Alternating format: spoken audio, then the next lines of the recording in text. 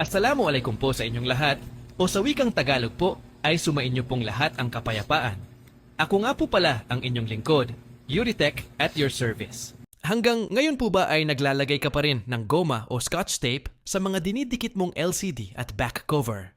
Hayaan niyo po akong ibahagi sa inyo ang aking pamamaraan ng pagkakabit ng LCD at back cover ng mga cellphone nang hindi gumagamit ng rubber band o tape bilang pang-ipit.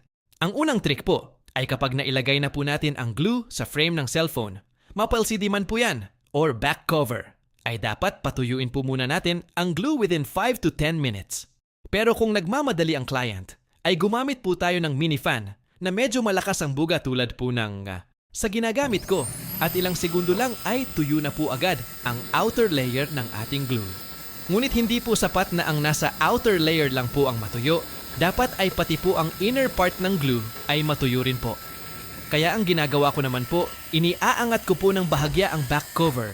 Tsaka binubugahan ko po ng mini fan at paulit-ulit ko po itong ginagawa hanggang sa halos lahat ng gilid ng back cover at frame ay may kumakapit na po na glue. Ang tawag po sa ginagawa ko ay air exposure method. Ang glue po kasi na ginagamit nating pandikit ay may liquid solvent na kapag na-expose po sa hangin ay nag-i-evaporate po ito. Ang solvent ang nagsisilbing likidong sangkap na nagpapanatiling malabnaw at madaling ilapat ang glue habang nasa loob pa ito ng tubo. Kapag nabuksan at na-expose sa hangin ang glue, ay unti-unting sumisingaw o nag-e-evaporate ang solvent papunta sa hangin. Dahil po dito ay nababawasan ang liquid solvent ng glue at mas naiipon o nagiging mas concentrated ang polymer na siyang pangunahing sangkap na nagbibigay ng kapit sa glue. Habang tumataas ang konsentrasyon ng polymer, tumataas din po ang viscosity o lagkit ng glue, kaya po ito ay lumalapot.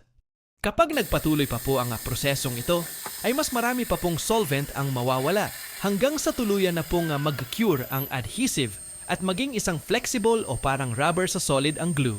At ang purpose ko po, kaya ko po ginagamitan ng mini fan, ay upang mapabilis po ang evaporation process ng liquid solvent.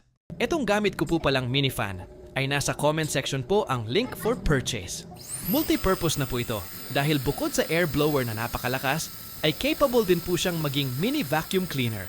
At meron din po siyang built-in flashlight na may mga option pang blinking red light for emergency purposes. Sikat din po ang brand nitong kilat, kaya makakasiguro po tayong quality ang produkto.